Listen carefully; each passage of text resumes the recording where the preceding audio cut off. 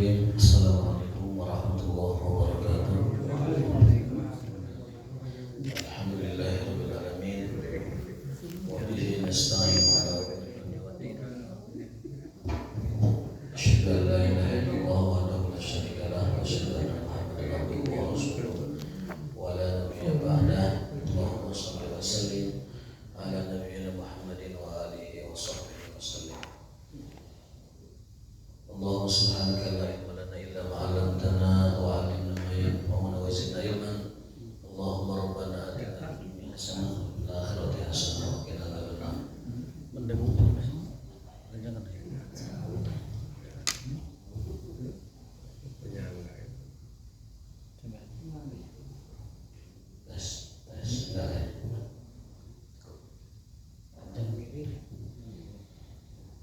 Bapak sekalian, jemaah salat subuh yang saya hormati dan dimuliakan oleh Allah Subhanahu wa taala. Sebelum kita memulai kajian kitab Al-Adab Al-Mufrad, ada dua hal yang perlu disampaikan. Yang pertama adalah bahwa nasib saudara kita di Palestina belum berubah.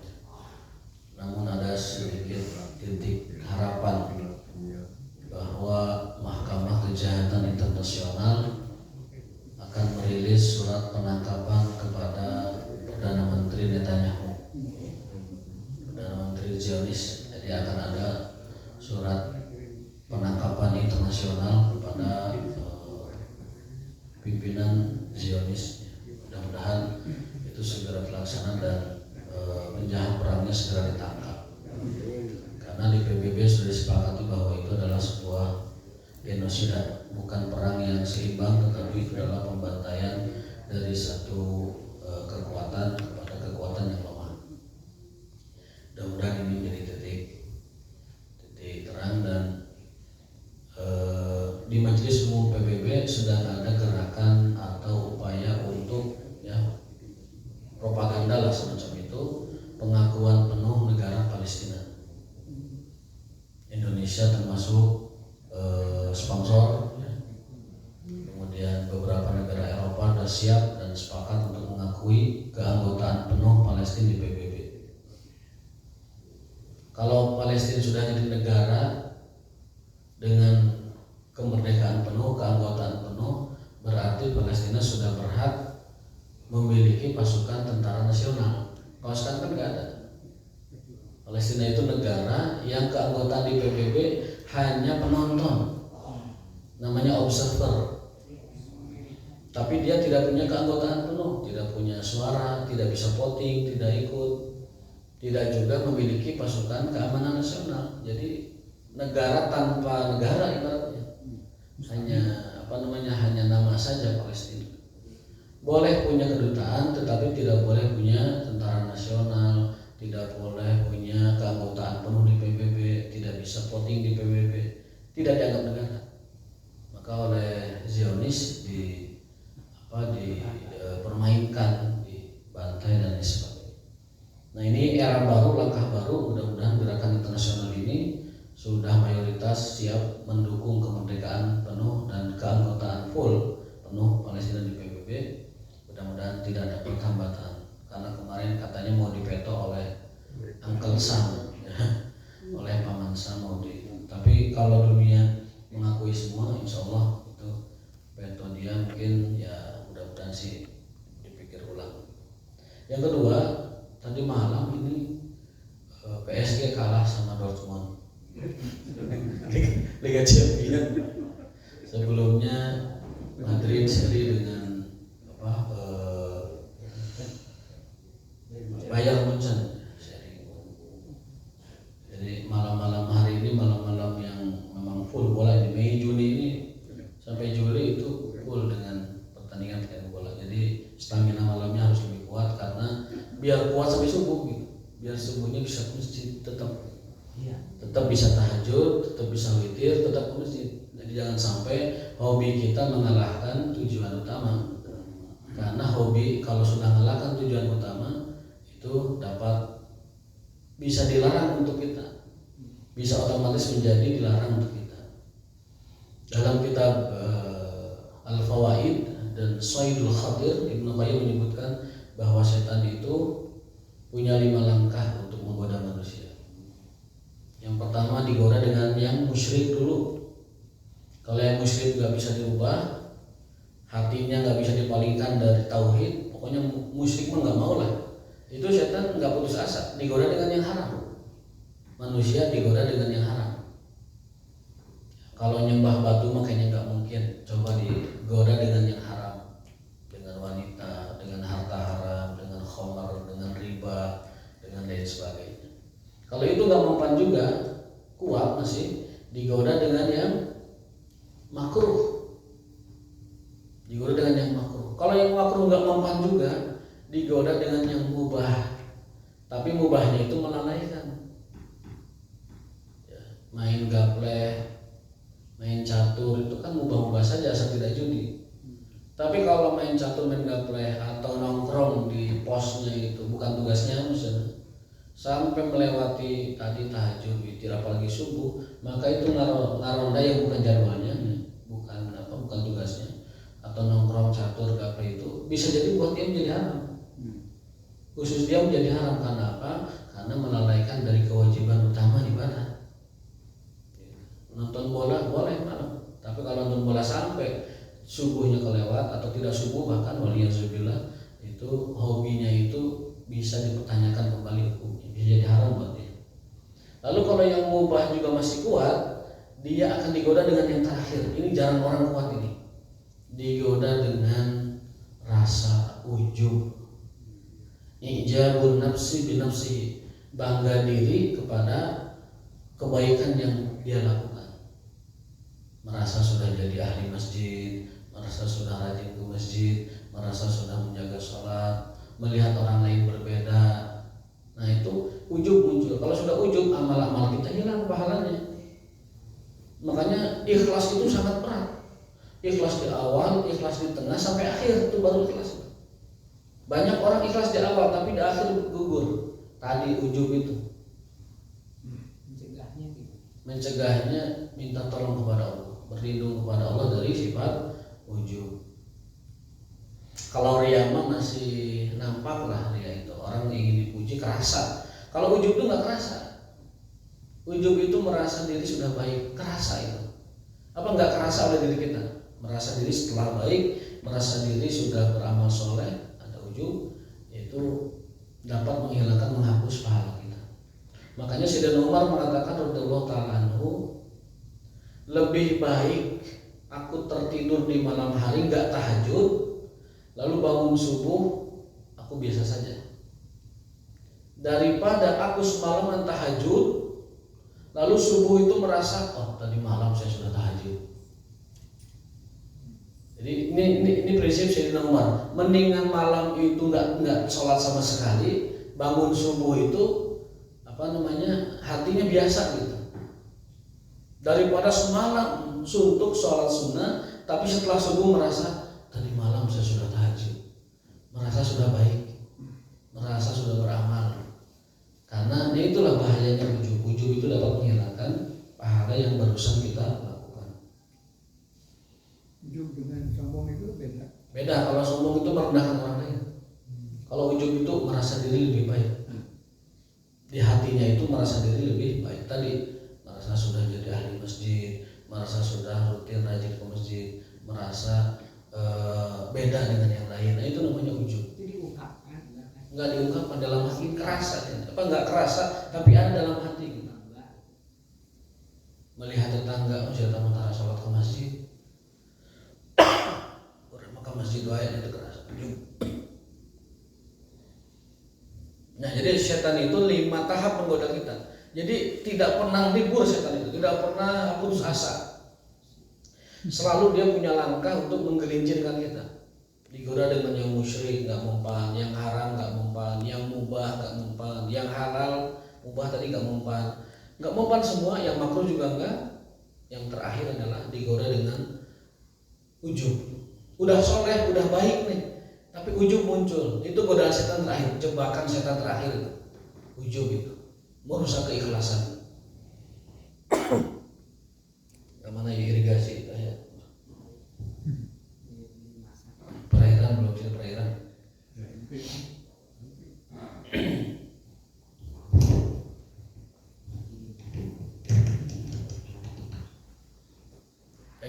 lagi mineral.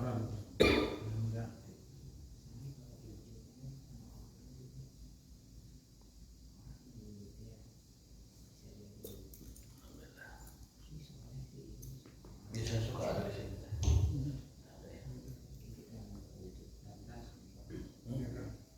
Ya ada. Yang kedua, ini mungkin peringatan yang kedua ya, tausiah ataupun teguran. Muazin itu tidak boleh qomat sebelum memastikan imamnya siap. Ya. Jadi pastikan imam baru qomat, bukan qomat dulu habis itu kumaha ke imam. Gitu. Kebanyakan di masjid kita itu qomat, imam kumaha ke. Gimana nanti imam gitu, itu salah. Karena qomat itu hak imam. Qomat itu hak imam. Kalau belum dipastikan imamnya ada atau imamnya siap, maka tidak boleh qomat. Suruh-suruh biasa. Apalagi pas suruh-suruh. Ya. Jadi pastikan imam itu ada, baru qomat. Kalau misalkan tidak pakai cara itu, pakai cara jam nggak apa-apa. Disepakati misalkan, oke cara pakai jam waktu, tapi harus tepat juga, karena imamnya mempersiapkan diri di situ supaya ibadah kita ini tertib. Jangan sampai qomat dulu imamnya can jelas belum puguh saya imam. Padahal kalau kita lihat fikih Imam Ahmad, kalau ada sholat berjamaah dipimpin bukan oleh imam rotibnya, imam rutin, imam reguler, tidak sah sholat jamaahnya. Tidak sah sholatnya. Kalau ada sholat jamaah dipimpin oleh imam yang bukan reguler, maka sholatnya tidak sah. Imam siapa? Imam rutin. Imam. Enggak maksudnya Imam Ahmad. Imam Ahmad. Pendapat Imam Ahmad bin Hambal atau mazhab Hanbali mengatakan bahwa kalau ada sholat berjamaah dipimpin oleh imam yang bukan rutin, maka sholat jamaahnya tidak sah. Kalau kita lihat ada para masyayikh kalau ke Indonesia, sesyekh apapun dia di Indonesia, dia tidak akan maju jadi imam. Imam rotibnya yang ke depan, imam rutin. Kecuali kalau imam rutin itu tidak ada atau imam rutin menunjuk imam lainnya supaya maju.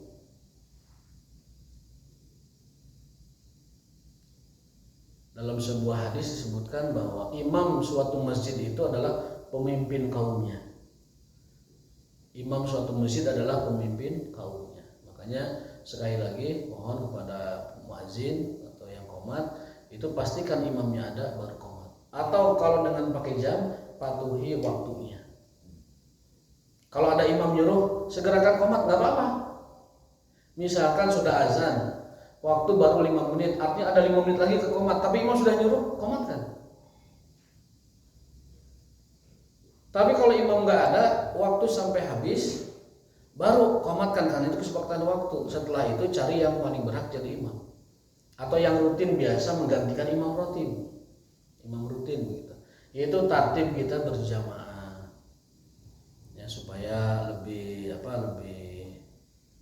tartib lah, gitu, lebih mantap gitu berjamaahnya. Pokoknya jangan sampai ada terjadi setelah qomat nyari imam, jangan. Udah qomat saya imam supaya sampai. Karena kalau begitu yang azan tanggung jawab.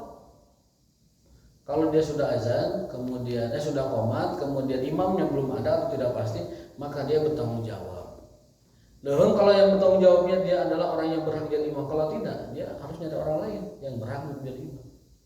Maka sekali lagi mendingan kita tertib, patuh kepada kesepakatan. Kalau pakai waktu, kalau pakai aturan keimaman. Itu mungkin sedikit masukan ya terkait dengan tartib sholat berjamaah supaya sempurna pahala kita.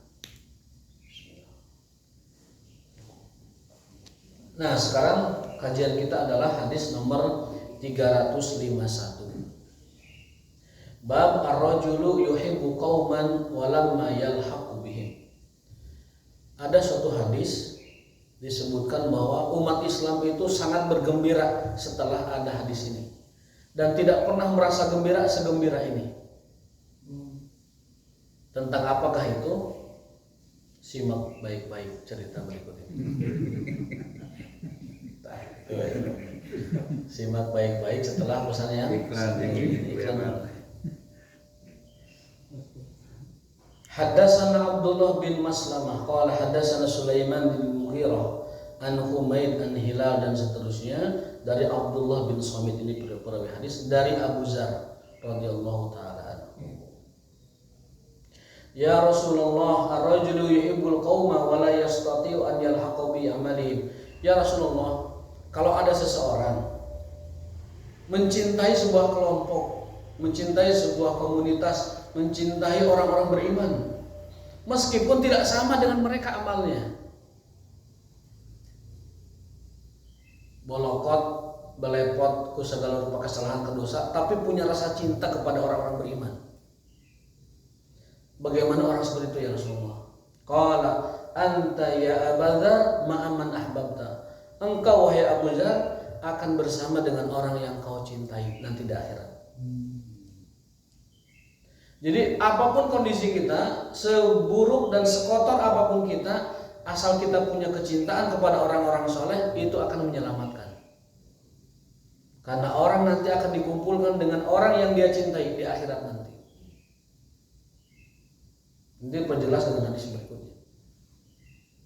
Maka penting itu kita punya orang-orang yang kita patuhi, kita panuti, kita ikuti, kita jejaki ilmunya, jejaki akhlak dan adabnya, terutama komunitas orang-orang beriman di sekitar kita, orang-orang soleh di sekitar kita. Karena kecintaan kita kepada mereka atau kepada dia akan menyelamatkan kita.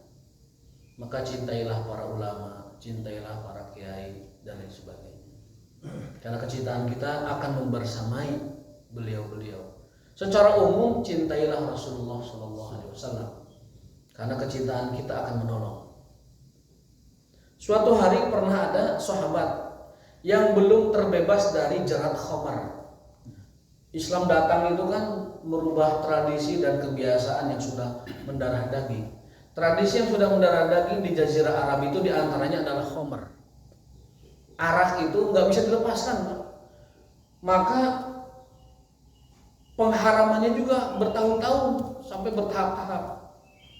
Pertama disebutkan memang ada manfaatnya, menghangatkan badan, buat ekonomi juga bagus dijual, tapi ada bahayanya. Belum cukup juga. Ya soklah marabok mapek wae tapi ulah rek salat. Pek mabok mah tapi ulah salat. Salat mah teu menang mabok soalna. Aya kejadian imamna maca al kafirun bolak-balik. Wala ana bidua batum wala antum abina mabud wala ana bidua batum wala antum abina mabud wala ana terus sampai berang. Sampai udah cerah. Belum juga diharamkan karena ngaran lagi orang mabuk dan pasti sholat lagi gitu pasti. Baru diharamkan setelah ada pesta minuman arak di rumah salah seorang sahabat, terjadi perselisihan, garelut, hampir-hampir mesat gobang. Mesat gobang teh namanya mesat kuningan teh. Mesat pernah. Ada gobang kabuyutan teh kuningan.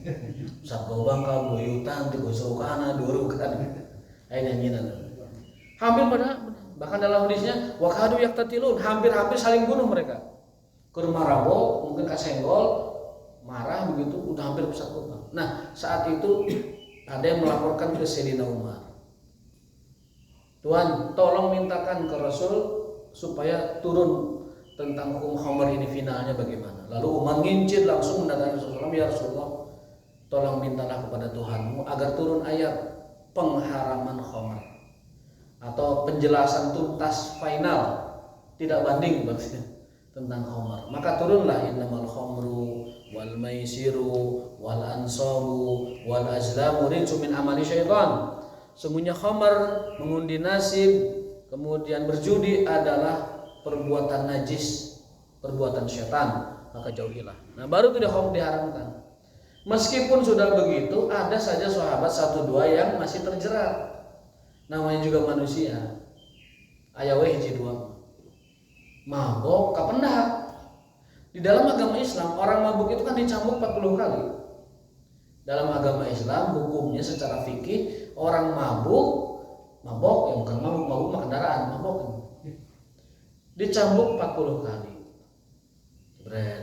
Saya dulu waktu di Timur Tengah hampir tiap Jumat melihat itu pelaksanaan hukum cambuk itu. Jam 9 atau jam 8 hari Jumat itu di akhir pekan, jebret. Orun gorok gitu kan. Hampir saya melihat itu. Nyeri kan pakai rotan kan. Dijilid pakai rotan 40 kali. Di zaman Umar ditambah 80. Orang-orang sudah hampir ngadar ke tanah Komering 80 malah zaman saya mah. Tambah ke Umar. Itu namanya ijtihad Umar. Maka Umar tuh punya fikih namanya fikih Umariyah. Fikih Umari atau fikih Umar. Karena banyak kebijakan-kebijakan beliau yang baru setelah sepeninggalnya Rasul SAW. Termasuk taraweh itu kan fikihnya Umar. Zaman Rasul tidak ada taraweh, adanya sholat malam, tahajud. Termasuk ini hukum orang minum khamar ditambah 40 jadi 80. Nah, sahabat ini kedapatan minum khamar lalu dicambuk 40 kali. Setelah dicambuk menerima hukuman, para sahabat lain itu pada menghardik dia. Wah, si eta mah. Pokoknya mah dicercak lah, dicelak gitu. Teu balik lah si eta mah. Nyaho geus Islam tapi mabok keneh wae. Nyaho salat berjamaah tapi mabok keneh wae. Sudah tahu hidup bersama lingkungan komunitas Rasulullah, masih mabok keneh wae. Dicela. Apa kata Rasul? Biarkan dia. Di dalam hatinya ada kecintaan yang tinggi kepada Rasulullah, kepada Allah dan Rasulnya. Jadi Rasul memarahi para sahabat lain yang mencela si pemabuk ini, padahal dia sudah menjalankan hukumannya.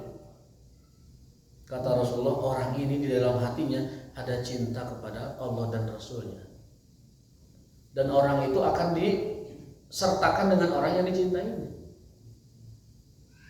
Itulah pentingnya kita mencintai orang-orang soleh, terutama mencintai pimpinan orang soleh. Siapa? Imamul Muttaqin, Qaidul Mujahidin, Sayyidul Athhar. Siapa? Rasulullah Sallallahu Alaihi Wasallam.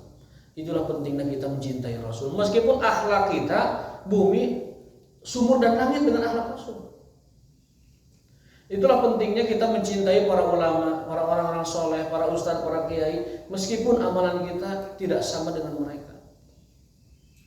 Maka Imam Syafi'i dalam syairnya luar biasa. Ini terkenal syair ini, boleh dihafal. Uhibbus solihina walastu minhum. Aku mencintai orang soleh, meskipun aku bukan orang soleh. Ini ketawaduan Imam Syafi'i. Bukan berarti Imam Syafi'i tidak soleh. Pengakuan itu pengakuan ketawaduan. Namun orang mah ngaku gitu nyaan orang lain soleh gitu. Uhibbus sholihin walastu ya Allah, aku mencintai orang soleh dan aku bukan orang soleh. Nya orang mah. Benar lain orang soleh orang mah, Bang. Balepotan kene. Masih rambetek dosa ibarat kata. Kotor. Ini yang ngaku gini syairnya itu Imam Syafi'i.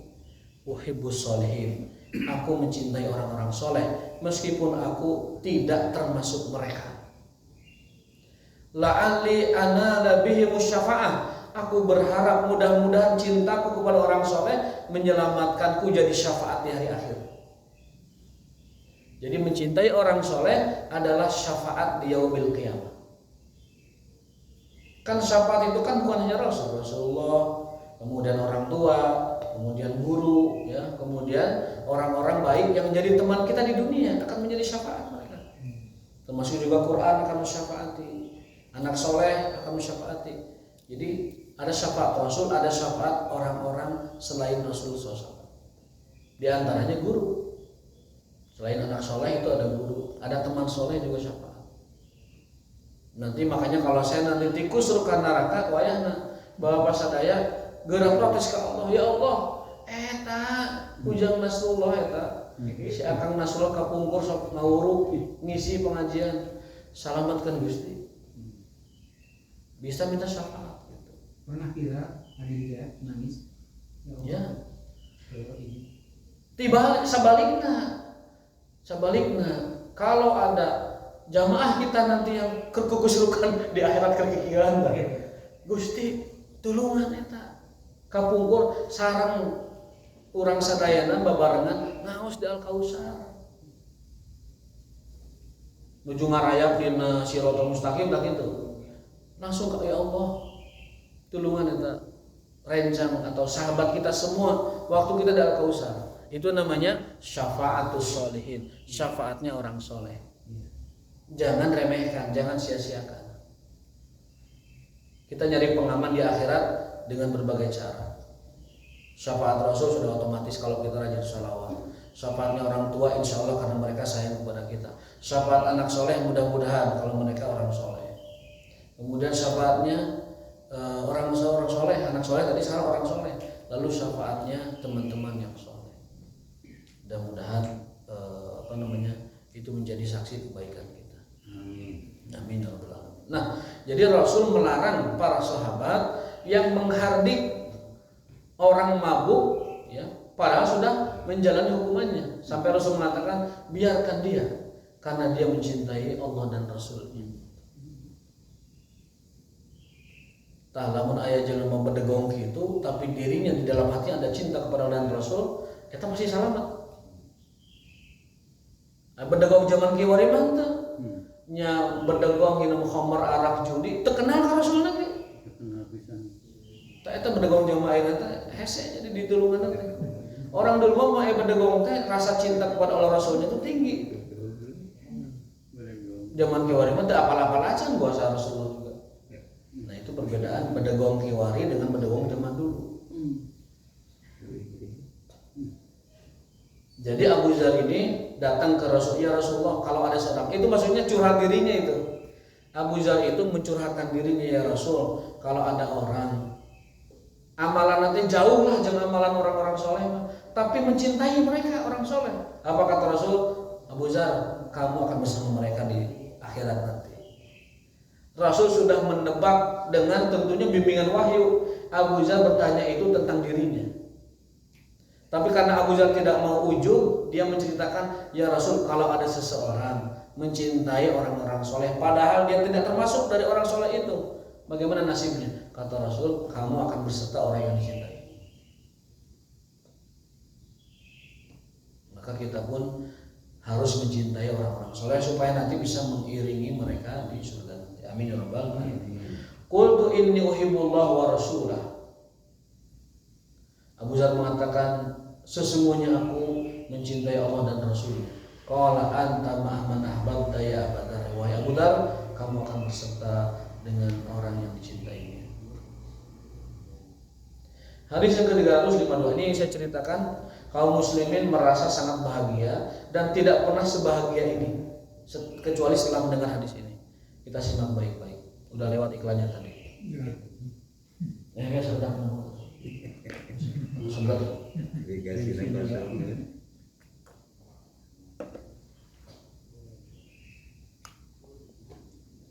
Haddatsana Muslim bin Ibrahim. Tadi hadis pertama itu riwayat Bukhari dan juga Imam Muslim, dua berarti ya.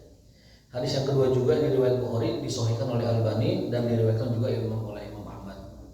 Ini hadis-hadis kitab ini bukan hadis-hadis samananya, hadis sahih unggul itu. Laura kan ya. Hadatsana Qatadah an Anas, ini hadis Anas bin Malik radhiyallahu anhu meriwayatkannya dari Rasulullah. Anna rajulan sa'ala Nabi sallallahu alaihi wasallam faqala ya Nabi Allah, wahai Nabi Allah, mata sa'ah, kapan hari kiamat? Para sahabat menaras terus kapan hari kiamat? Bisi gancang. Bisi sebentar lagi. Ayo urang makan aman jauh kena kiamat. Selama masih ada nu ngantri bansos jauh kena kiamat. Abi ngoping teh ajengan selama bansos aya keneh jauh keneh kiamat cenah. Naon atuh ajengan pendalilan? Aya pendalilan dina hadis kiamat nanti akan turun ketika orang sudah tidak memerlukan lagi bantuan orang lain. Atau bahkan bahasa hadisnya tidak mau menerima zakat atau sedekah lagi dari Baitul Mal. Baru eta kiamat terjadi. Akhirnya makan orang masih ngantri.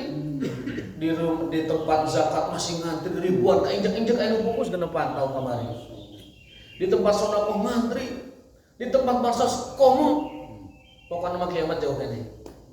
Kalau aya nu masih ngantri bansos. Lamun aya nu masih ngantri bantuan, lamun aya nu masih nguriling meminta-minta ke rumah-rumah, kiamat jauh kene. Karena tanda kiamat itu apabila orang sudah tidak lagi menerima bantuan orang lain. Artinya orang di sana sudah tidak lagi membutuhkan uang atau harta benda. Makanya begitu versi candanya, pokoknya bantu saya kene jauh kene kiamat. Supaya kiamat jauh kene, sering-sering lah bantu saya kene. Kurang ngantri ini. Pokoknya lagi mau sing ngantri kene jauh kene. Pami masih ngantri kene balada subsidi TPRI, tapi kene kiamat. Pami aya kene eta lah kene. Pami di kelurahan masih rame, lah kene kiamat. Soalnya kiamat mah terjadi ketika orang tidak butuh lagi sedekah orang lain atau zakat orang lain. Baitul Mal teh nguriling kemana-mana. Punten abi mah tos teu merjogikeun sedekah zakat punten. Kali itu kan we nguriling sampai teh nerima. Nanti sungai di Irak akan keluar emasnya. Emas jadi sungai emas itu Irak itu. Sungai Efrat namanya. Nahrul Furat. Saking melimpahnya emas, orang sudah tidak lagi suka emas. Udah melimpah emas. Aya nama emas di Korean kene tuh. Korean kene aya penambang liar, kikil tadi loyak kikil tuh. Meninggal karena runtuh itunya tambangnya. Masya Allah, semoga Allah selamatkan kaum muslimin. Nah, nanti di akhir zaman moal aya di nu loyang kikituan. Emasnya ngelimpah karena walungan jadi emas di Irak itu. Mahal kan ya Pak emas mangga investasi di emas mangga. Emas simpen, keluarkan zakatnya, nanti setelah sekian lama naik harganya, jual emasnya dapat uang. Yang penting jangan lupa zakatnya aja, 2,5%. Apa hidup udah makmur sejahtera gitu? Maknanya dimaknai hidup makmur sejahtera. Di Jawa ya jadi emas. Di Jawa mas ada Mas Ridwan, Mas Supri, Mas Saparudin, Mas Bambang, Mas Bambang, jauh dong Tegal apa? Tegal lagi. Tegalega. Mas Agus, mungkin ya Mas Agus, mau jual ada Mas Agus. Ada. Mas Diki pantas Diki Mas Sunda. Tepat Diki Mas Pepet pantas. Kena Aki atau Akang kalau masih muda mah. Akang, Mas menijama. Jadi upami emas ada emas ya. Upami emas tos melimpah itu tanda kiamat. Upami tos teu aya nu merugikeun bantosan, kiamat masih jauh. Makanya kalau masih ada yang ngantri bansos masih jauh. Ya Nabi Allah, wahai Nabi Allah, mata saat kapan hari kiamat? Faqala wa ma atadalaha. Masa urang mah jangan naon naroskeun we kiamat. Emang geus siap kiamat teh? Gitu kan bahasa. Wa ma atadata, apa yang kau siapkan untuk itu? Wahai Abu Zar. Anda bertanya tentang kiamat, bertanya terus, memang sudah siap kiamat? Qala wa ma atadtu min kabir. Ya Rasulullah, saya tidak punya persiapan apa-apa. Can bogana naon, tidak punya bekal apa-apa kecuali saya punya amal sedikit saja. Min laisa min kabir. Bukan amalan besar lah. Ya, amal aya sedikit-sedikit malah bos orang. Amal soleh mah adalah sedikit-sedikit mah, tapi tidak signifikan ya Rasul. Makanya saya bertanya kiamat tuh, jangan-jangan kiamat sudah dekat, saya belum banyak beramal. Illa anni uhibbullah, tapi saya punya amal andalan. Walaupun saya tidak punya beramal, tidak banyak ibadah, tapi saya punya ibadah andalan. Apa itu? Inni uhibbullah wa rasulah. Saya mencintai Allah dan Rasulnya. Amalan saya sedikit, ibadah saya tidak banyak. Tidak punya amalan besar signifikan yang saya andalkan. Pokoknya menurut ayeuna amalan teh masih sedikit. Masih sowa ku alam kubur dah sedikit. Tapi saya punya satu hal. Ini sungguhnya aku uhibbullah, mencintai Allah dan Rasulnya. Faqala al-maru, ini yang membuat kaum muslimin bergembira, paling gembira, tidak pernah gembira segembira ini. Kata Rasulullah, al-mar'u ma'aman habba. Seseorang itu nanti akan bersama dengan yang dicintainya. Abu Zar merasa tidak punya ibadah yang banyak. Abu Zar merasa tidak punya bekal banyak untuk menemui Allah, untuk menghadapi hari kematian, alam kubur, hisab, mizan, sirat dan sebagainya. Enggak punya bekal. Wah, pokoknya masuk api paureun mah. Tapi gaduh andalan sangat mencintai Allah dan Rasulnya. Sungguh ada tasjidnya. Sesungguhnya aku mencintai Allah dan Rasul. Eta hungkul bekal abdi ya Rasulullah. Duhai kanjeng Nabi, eta hungkul bekal abdi. Abdi cinta kepada Allah dan Rasulnya. Apa kata Rasul? Seseorang akan bersama dengan yang dicintainya. Artinya Rasul langsung mengatakan, Abu Dzar, kamu akan bersamaku nanti di surga karena kau mencintai aku. Mata ayana lamun aya anu idola kecintaan artis di mana gitu tah? Di luar negeri nyampe wae bareng yang mana nanti. Pek wae mangga teh dari urusan urang. Aya mengidolakan artis, mengidolakan tokoh, mengidolakan orang bukan muslim, orang kafir, orang barat. Ataupun orang timur. Ya silakan, Anda berarti memilih jalan akan bersama dia sampai akhirat. Gitu hukum. Tah itu juga yang oleh Rasul diadukan kepada Allah. Dalam surat Al-Furqan ayat 21 sampai 25. A'udzubillahi minasyaitonir rajim. Yauma ya'adul zalimu 'ala yadayhi yaqulu ya laitani lam attakhidh fulanan khalila. Ya Allah, Rasul mengadukan nanti di hari kiamat ada orang gigit jari, bahkan bukan jari, tangan. Yauma ya'adu zalim ala yadayhi, ya yadayhi itu tangan digigit. Mun di bahasa urang, eta kan bahasa Arab ya, balago bahasa Arab. Mun di bahasa urang lamun aya jelema ngegel curug, ngegel leungeun naon tanganna? Naon artina? Kaduhung. Nanti di akhirat akan banyak orang gigit jari, gigit tangan, kaduhung. Kunaon? Menjadikan selain Rasulullah idolanya. Laitani lam attakhid, andaikan dulu aku tidak menjadikan fulanan, si fulan, khalila, idola.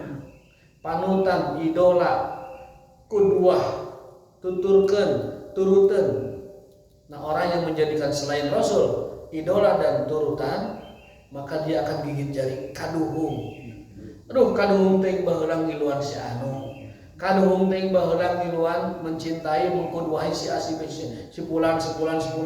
Geuning teu nyalametkeun. Malah ayeuna bareng jeung maranehna keur digendir di akhirat. Digendiran di neraka. Aduh, kaduhung teh nurutan si eta baheula. Aduh. Nurutan ketua partai si bisa kan. Namun partainya itu benar. Eta teh bakal bareng teh milu kan itu. Maka patokan kecintaan dan loyalitas, sekali lagi, patokan cinta dan loyalitas itu adalah Rasulullah SAW. Jika orang itu mencintai Rasul, kita cintai. Jika orang tersebut memuliakan Rasul, kita muliakan. Jika dia mengikuti sunnah Rasul, berdiri di atas petunjuk Rasul, kita muliakan dan kita hormati. Itu patokan standarnya.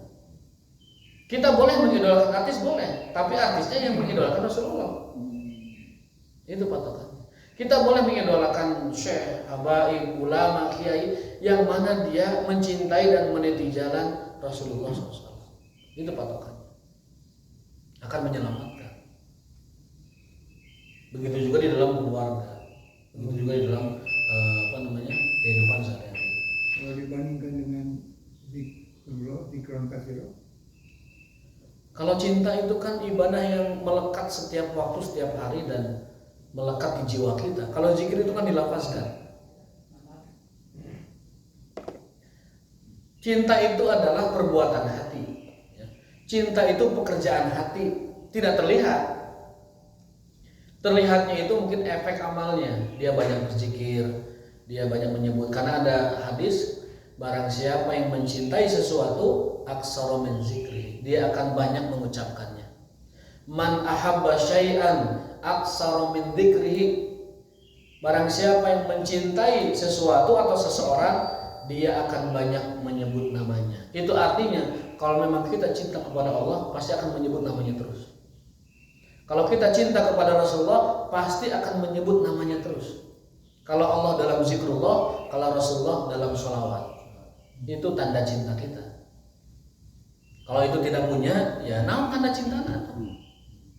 Shalawatara, zikir tara, naon tanda cinta Anda? Apa tanda cinta Anda kepada Allah dan Rasulnya? Qala Anas, ini penutup, fama ra'aitul muslimina farihu ba'dal Islam asyaddu mimma farihu yauma idzin. Kata Anas, aku belum pernah melihat kaum muslimin segembira ini kecuali setelah mendengar hadis Nabi bahwa seseorang akan bersama dengan orang yang dicintai nanti di akhirat. Artinya kaum muslimin berbahagia karena mereka mencintai Rasul, mereka punya rasa aman bahwa suatu hari nanti di akhirat kami akan bersama Rasulullah Sallallahu Alaihi Wasallam. Mudah-mudahan kita semua termasuk orang-orang yang mencintai Rasulullah, mencintai Allah yang pertama, mencintai Rasulullah yang kedua, yang itu akan menjadi jaminan bahwa kita akan bersama dengan orang yang kita cintai. Amin ya rabbal alamin. Yang kedua, kalaupun kita mencintai seseorang, idola kita atau pasangan kita, pastikan idola pasangan kita juga yang mencintai Rasulullah Sallallahu Alaihi Wasallam. Amin ya rabbal alamin. Allah taala bisawab wa taufiq wa billah. Kita cukup sekian. Subhanallah wa bihamdika asyhadu an la ilaha illa anta astaghfiruka wa atubu ilaik. Wassalamualaikum warahmatullahi wabarakatuh.